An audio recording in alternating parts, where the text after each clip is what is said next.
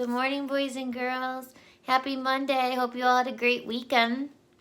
Last time we read, sadly, Stella passed away, and everyone's really sad about that, as they should be. And today we're going to pick up on the chapter Once Upon a Time. All night, Ruby moans and sniffles. I pace my domain.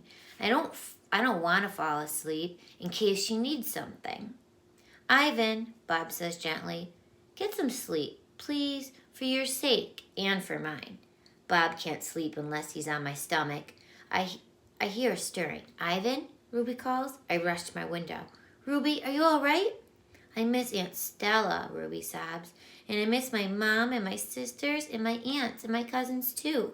I know, I say, because it's all I can think of. Ruby sniffles. I can't sleep. Do you know any stories? The way Aunt Stella did? Not really, I admit. Stories were Stella's specialty. Tell me a story about when you were little, Ruby pleads. She puts her trunk between the bars. Please, Ivan. I scratch the back of my head. I don't remember things, Ruby, I admit. It's true, Bob says, trying to be helpful. Ivan has a terrible memory. He's the opposite of an elephant. Ruby lets out a long, shivery breath. Oh, well, that's okay. Night, Ivan and Bob. I listen to Ruby's soft sobs for long, horrible minutes. Then I hear myself saying, once upon a time, there was a gorilla named Ivan. And slowly and deliberately, I try to remember.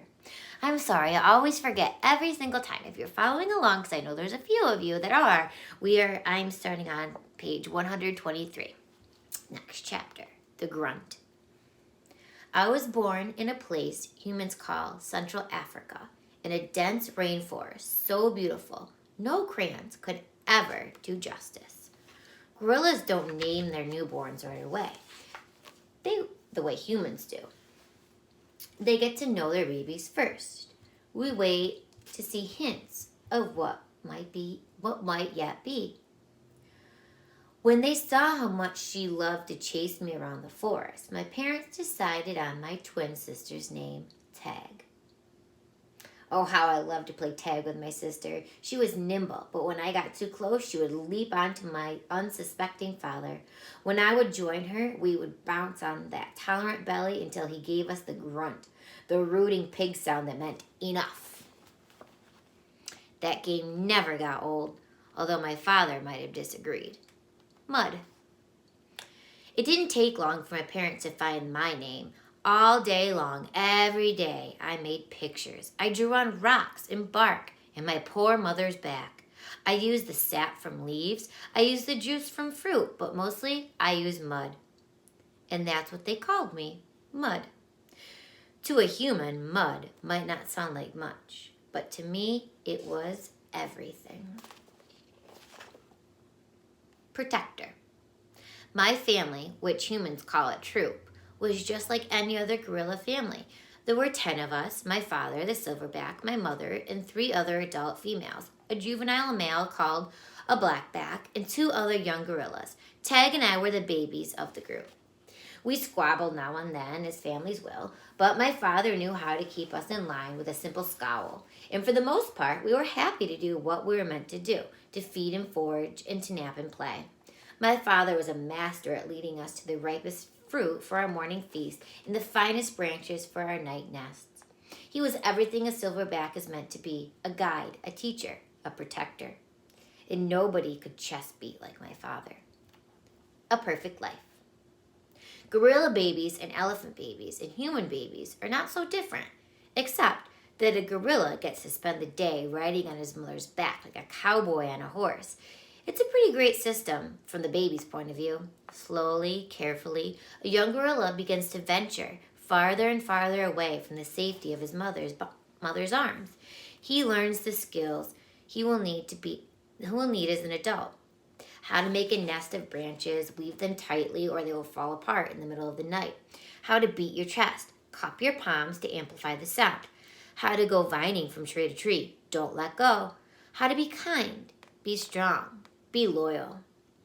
Growing up gorilla is just like any other kind of growing up. You make mistakes, you play, you learn, You do it all over again. It was, for a while, a perfect life. The end. One day, a still day, when the hot air hummed, the humans came. Vine. After they captured my sister and me, they put us in a cramped, dark crate that smelled of urine and fear. Somehow I knew that in order to live, I had to let my old life die. But my sister could not let go of our home. It held her like a vine, stretching across the miles, forgetting, strangling. We were still in our crate when she looked at me without seeing, and I knew that that vine had finally snapped. The temporary human.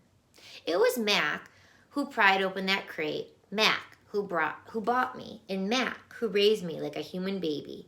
I wore diapers. I drank from a bottle. I slept in human beds. I sat in human chairs, listened while human words swarmed around me like angry bees. Mac had a wife back then. Helen was quick to laugh, but quick to anger too, especially when I broke something, which was often. Here was what I broke while I lived with Mac and Helen. 1 crib, 46 glasses, 7 lamps, 1 couch, 3 shower curtains, 3 shower curtain rods, 1 blender, 1 TV, 1 radio, 3 toes. My own. I broke the blender when I squeezed 3 tubes of toothpaste and a bottle of glue into it. I broke my toes attempting to swing from a lamp fixture on the ceiling. I broke 46 glasses. Well, it turns out that there are many ways to break a glass. Every weekend, Mac and Helen took me in their convertible to a fast food restaurant where they ordered me French fries and a strawberry shake. Mac loved to see the expression on the cashier's face when he drove up and said, "Can I have some extra ketchup for my kid?" I went to baseball games, to the grocery store, to a movie theater, even to the circus.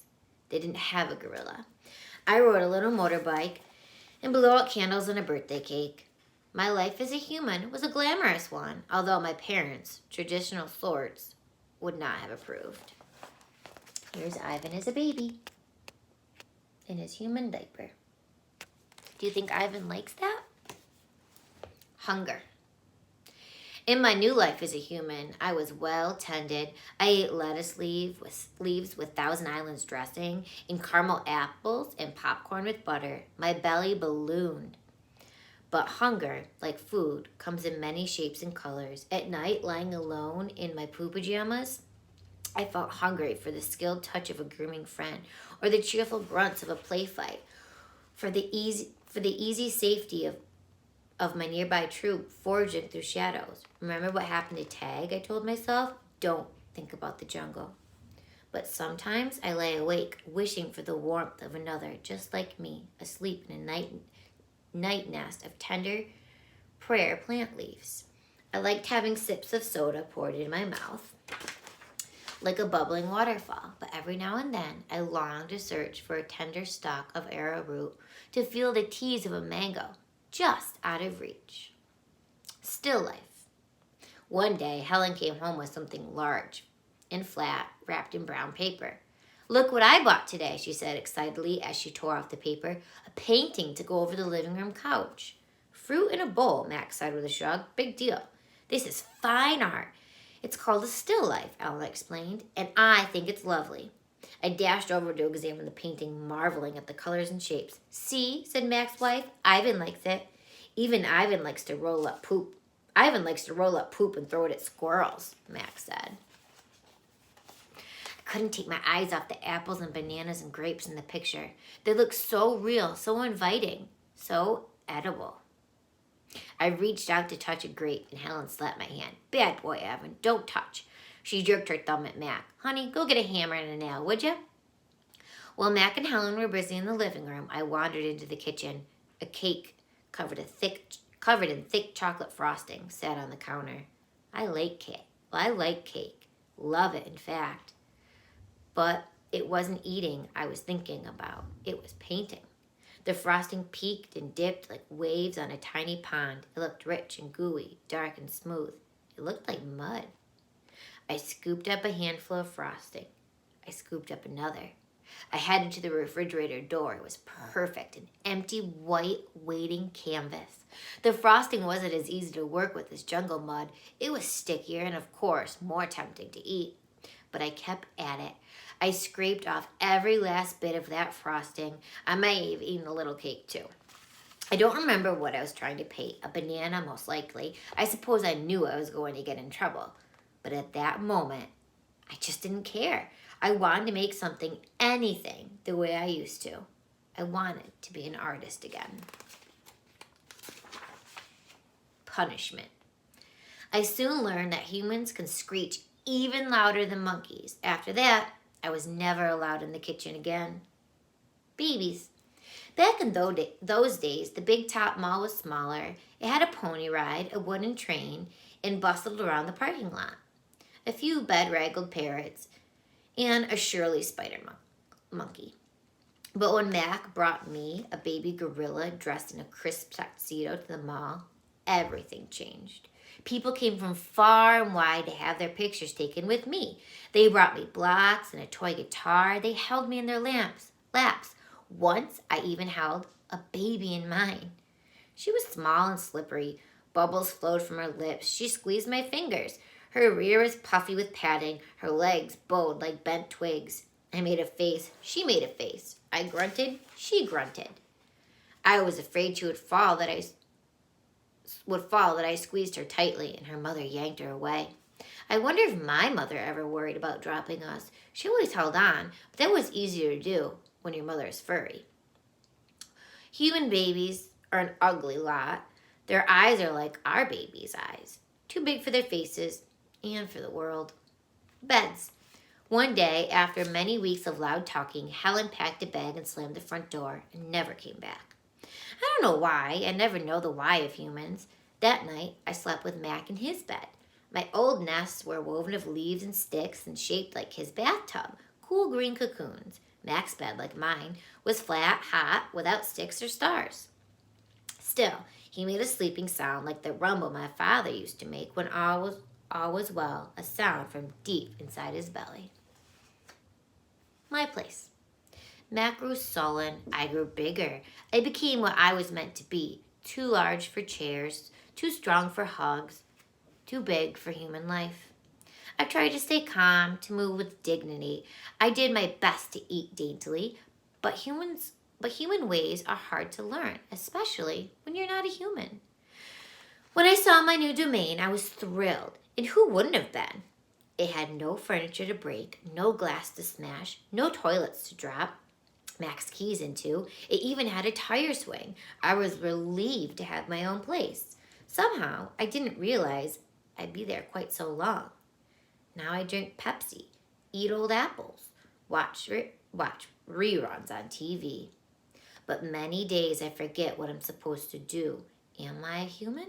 Am I a gorilla?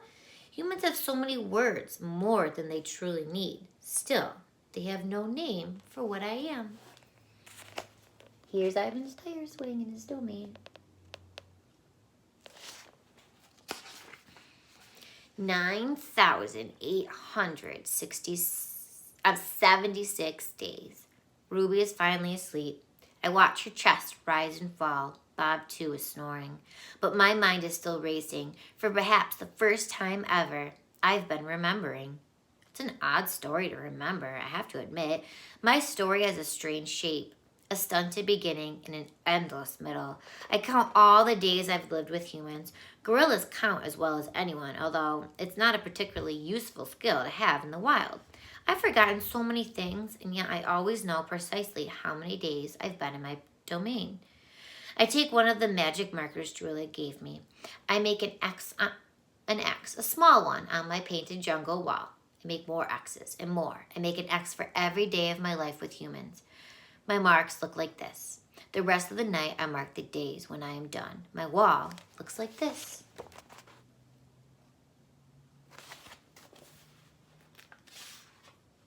And so on until there are 9,876 X's marching across my wall like a parade of ugly insects. All right, boys and girls. Wow, that was our longest reading. It was about 14 minutes long. It was so good, I just couldn't stop. Couldn't put it down. All right. Well, I will see you tomorrow. I hope you have a great day, and it's nice and sunny here in Oswego, so I hope you enjoy the sunshine and get outside to play. See you tomorrow. Bye-bye.